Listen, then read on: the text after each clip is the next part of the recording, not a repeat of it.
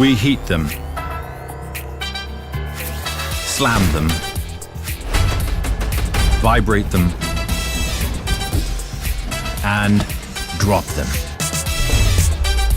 Because accidents happen, even with Bob's careful movers.